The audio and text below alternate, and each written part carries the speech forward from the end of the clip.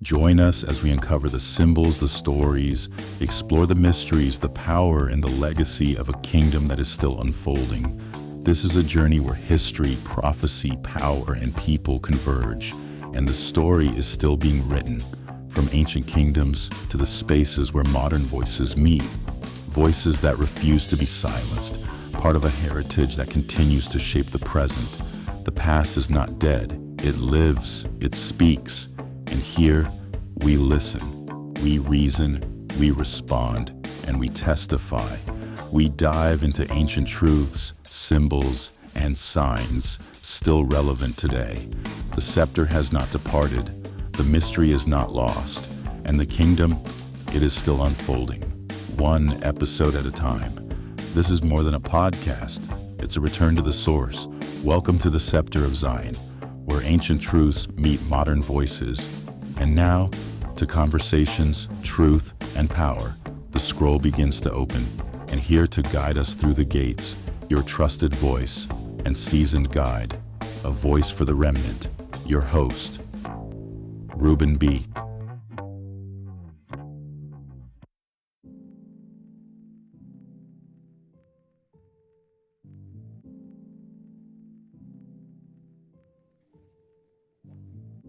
Thus, so when Islam arose in the 7th century CE, the people who became Moors, they were already living in a land that had contained Hebrew influence. The so-called Islamic Golden Age in North Africa was already built upon pre-existing Hebrew scholars, African, astronomy, Canaanite and Polynesians, maritime science, and the Egyptians, right, priestly mathematics. So,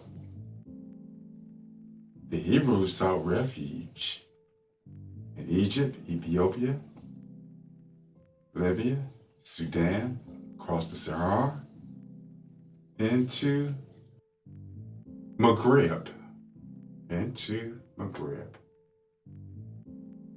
Regions that would later birth the Moorish civilization. They mingled with and married among the Amazigh people, whose ancient name meant the free ones. A fitting union of covenant identity. Thus, long before Islam existed, North Africa already carried Hebrew footprints, temple memory, and Torah scholars who preserved sacred knowledge during this exile. So when Islam emerged and swept across North Africa in the 7th century, it absorbed populations who already held ancient Israelite wisdom. So when the Moors crossed into Europe, they did not merely bring Islam, they carried African science, Egyptian wisdom, Hebrew temple knowledge into Iberia. The tribes who carried this Hebrew memory across Africa carried it into Europe as well. The Sanhaja, it's the pillars of the, let me say this right, Almoravid Destiny. It's a funny name. So another tribe was called the Tawits, something like that. They were keepers of the ancient Semitic symbols and scrolls. The other one is Davidan. They remembered as the Hebrew Moors in European accounts. So they built the bridge between Egypt temple science, Israel covenant law, Saharan astronomy, and Iberia or Iberian scholarships. Thus, the Renaissance of Europe, the rebirth, was not the birth of European brilliance, but it was the reawakening of ancient African Hebrew knowledge brought by exile Yehuda. So, Europe rose when the children of Jehudah returned this stolen light. I will scatter Yehudah to the four corners, yet I will not make a full end of you. Check that out in Jeremiah 46:28. So let's deal with this Berbers, right? This mislabeling here. It comes from the Greek word barbaros, something like that. Let me say it. Barbaros. Actually, what it means is foreigners are non-Greeks. So the Greeks imitated foreign languages as barbar, meaning that it's unintelligent, but not savage. So Europeans later twisted this to barbarians to imply uncivilized, right? And we brought all this technology to you, and we uncivilized. I got you. So it was a foreign label that was placed upon all free African people who did not speak Greek. So just because we didn't speak your language means that we're barbarians and uncivilized. But yet you want to steal all of our ideas, our language. Okay, I got you. So the Romans spreaded this insult. The Romans adopted this, right? They called the indigenous African, same thing, barbarous or barbar, though they were literate, scientific, and astronomical society. The free ones, right? The Hebrew bloodline. So Europe did not mean primitive, it meant civilization, it meant civilized people. You know what it was? They just could not comprehend that. They could not comprehend the return of the light. That's what it was all about. It was too intelligent, too smart, too good looking, too practical, too educated, too wise. So let's talk about Europe before the Moors, though. That's where your dark age came in, baby. That's where it was at. So Europe at the time stood in what historians call the dark age. A period after their homeboys collapsed. Rome and collapsed. So their mathematics, their medicine, their architect, their astronomy, all of that had vanished. The empire had fallen. It lost access to the wisdom that it has borrowed and stolen from Egypt, Africa, and Israel. It lost its own way. It lost its wisdom. It lost its wisdom that it had stolen from the Hebrew Israelites and the Africans. It lost its wisdom. So Europe entered into this darkness. Right? Because the light returned to its source. That's right. That's what happened. So guess what happened when the Moors entered Iberia in 711 CE? They brought the return of light and learning. By the way, welcome to the Scepter of Zion. We're going to take a quick break and we'll be right back.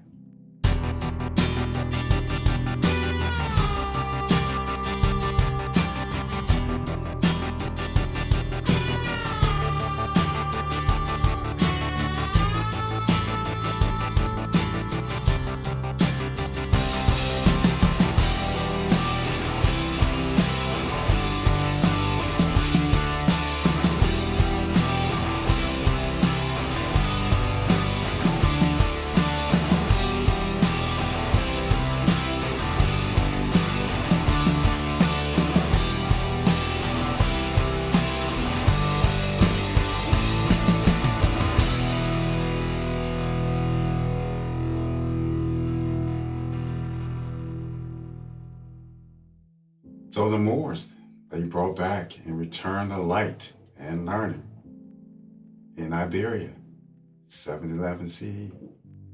So what they established was universities, libraries, medical schools, observatories, public streets, public street lighting, basically, paved streets, advanced irrigation, engineering system, organized agricultural, mathematics, architect, hospital, pharmacy, music, literature, philosophy, you name it.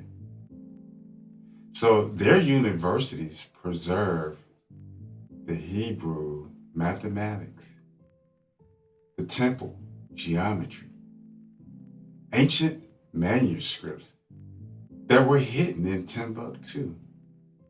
This knowledge is way older than Islam.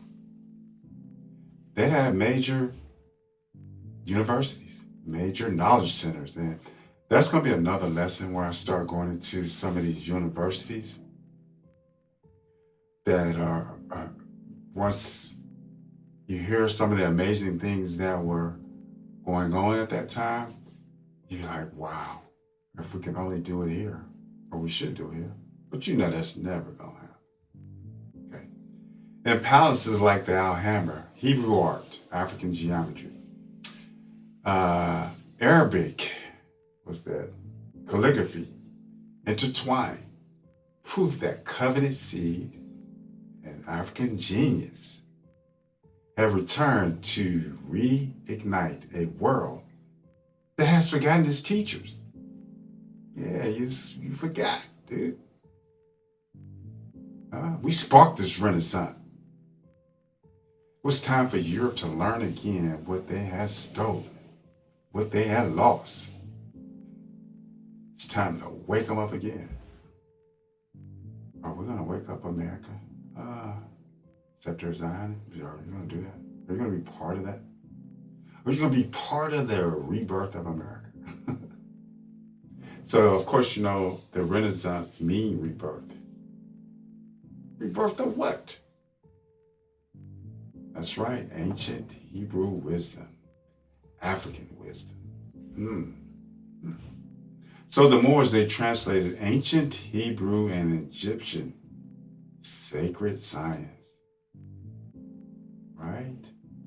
Preserved geometry, right? Astronomy, restored alchemy, right? Knowledge from Kemet in Egypt. Practiced medicine centuries ahead of Europe. Introduced algebra, right? Trigonometry and zero. I don't know what the zero is. Like I said, they built these universities, or is it Cordoba, Granada, and Seville? Man, I'm going to break down these universities and you're going to be like, what? And so they kind of reintroduced the Pythagorean knowledge.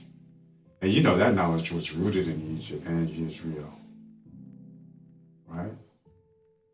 So they founded the Toledo Translation School where Hebrews, Muslims, and Christians studied together. See that? They studied together. Once these works were translated into Latin, wow, okay, Europe emerged from darkness. Europe did not invent enlightenment, it received it back from the children of Judah and Africa, who returned with this light. So like I said, I'm going to go down, I'm going to have one of the classes or the episodes going to be about this education system, right? So Timbuktu and West Africa were not followers of the Moorish Spain. Many were contributors, right? Many were. So the education of those called Moors was vast, in fact, right? So you had a caravan of scholars connecting Fez, Timbuktu, Cairo, Jerusalem, will all show a living, educated, Torah aware Black civilizations. That's right. These were some very smart, educated people.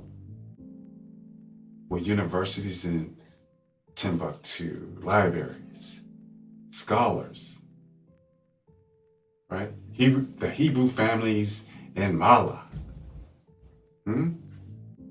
So these centers, they trained Moorish Spain, maintained ancient maps, helped medical and mathematical texts, right? Copied Torah commentaries in Hebrew mystic texts, preserved knowledge destroyed in Europe.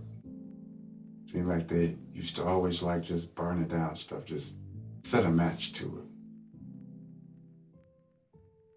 So Europe was learning from Timbuktu while calling Africa dark, call them barbar, call them uncivilized. But yet you're learning all of this from us. Medicine, math, music, right? Agriculture, you name it. They was learning from us. So, where is this knowledge at now? And why did it disappear from mainstream history? Why is it just hidden? And I covered that in the last episode about knowledge is some of the first thing they try to destroy and hide for control. They want to control their narrative. They wanted to do this. But I'm going to give you two main reasons why some of this information and stuff vanished, right? For one, in 1591, the Songhai Empire, guardians of the Timbuktu libraries, they fell to a Moroccan invasion. Although Morocco is in North Africa and not Europeans or not Europe, this intrusion scattered the scholarly infrastructure of West Africa and scattered Hebrew, Arab manuscript across the Sahara. And then a century later, the French colonial occupation from 1893 to 1960. Now, I was born in 1962. Well, now you know my age. So. The European authorities seized and removed and burned many of the remaining manuscripts. Why? Why do that? They wanted to suppress African Hebrew scholarly tradition. Wow. The second wave of destruction was part of a broader effort to erase evidence of an advanced Black civilization and their ancient wisdom tradition. They took this knowledge and put it in lodges. And we're going to cover this because this is going to be like, wow. It's even deeper. It's deep. But I'm telling you now, it goes a little bit deeper. I'm just giving you like just a little bit. They wanted to erase you and your wisdoms, but yet they studied this in secret behind closed doors. You have to be of a particular order to get behind these closed doors, to learn. Well, we taught the world openly for free. We didn't charge you for this. Right? We wanted you to know this. Then in 2012, an extremist attack destroyed thousands more. So only today, they said there's only like 60,000 of these scrolls and advanced knowledge and stuff, manuscripts have survived. Wow. The Moors were not strangers who suddenly appeared in Europe. They were a continuation of African ancient priesthood. Hebrews that are exile,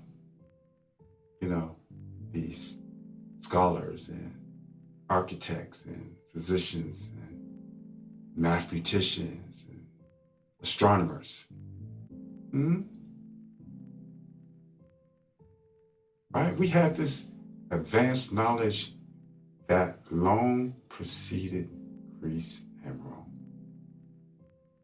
They were the sons and daughters of Africa and Judah, the bearers of libraries, science, scrolls, instruments of wisdom. They carry with them sacred science of Kemet, Judah, Israel, Cush, Sudan. They did not learn from Europe. Europe learned again because they came.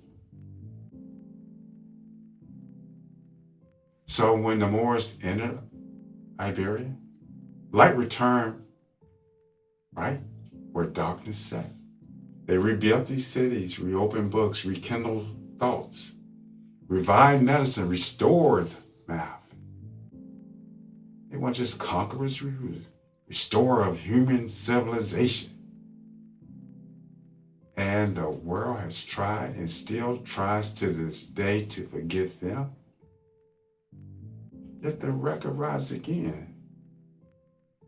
The scepter sign is bringing it right to you, right to your dome, right to the forefront. We're going to take another quick break. We'll be right back.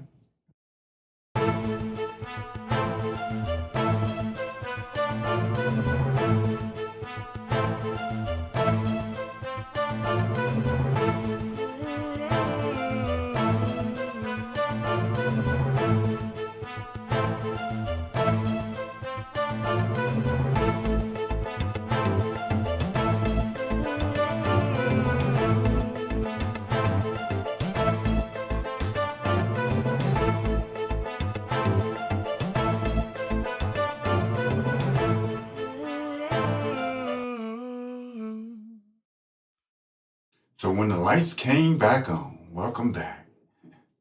So when the lights came back on, and that, ladies and gentlemen, this is how the Moors walked into Europe like a maintenance crew of civilization. They was wondering who turned these lights off. You know what? Let's turn them back on. So while Europe was busy arguing about angels and pinheads and black cats, all kind of superstitious stuff, the Moors showed up with libraries and a syllabus of words that are so thick and rich. It was thick enough to wake up a whole continent out of a nap. And you know what the funny part about it is? Centuries later, folks still act like are confused about where this glow came from. This enlightenment just didn't light itself. It wasn't self-lighting. Come on now. The scepter of Zion is saying this out loud, right? Yeah, you act like they didn't contribute to society. You're awakening. So when knowledge went missing, Moors returned it. The Hebrews lit it up with so much spiritual knowledge and information. When learning went dim, they brought the lamps. They brought this knowledge. And when Europe finally opened its eyes, it tried to pretend that it was always there, that they had this knowledge. Honestly, come on now. Unplug from your ego. Right? Because the light the Moors carried wasn't just for Europe. It was actually for anyone who's brave enough to step out of the dark. Right? The Moors did what the whole kingdom couldn't. They dragged Europe out of intellectual blackouts. This wasn't charity. This was not luck. This was North Africa walking into a continent that was sleepwalking through superstition and stupidity. And somehow the history books want to act like we didn't do this. They want to act like Europe found itself. Like the Renaissance just came out of thin air. Like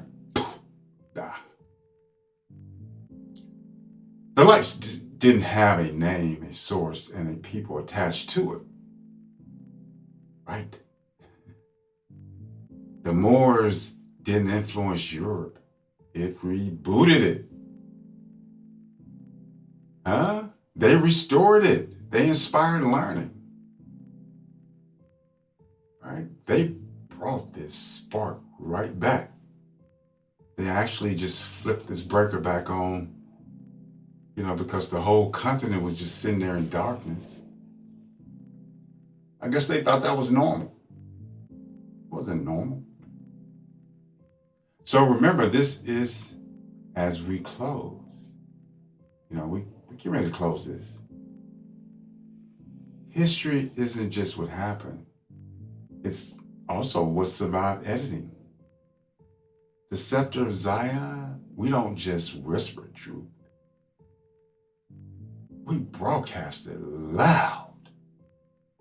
We are these modern voices, bringing it back to you. We're coming to the end of the show. So remember, subscribe, YouTube, Spotify, like, share, and we'll be back next week with some more enlightening stuff. The flowering of the Moorish civilization has to do with education.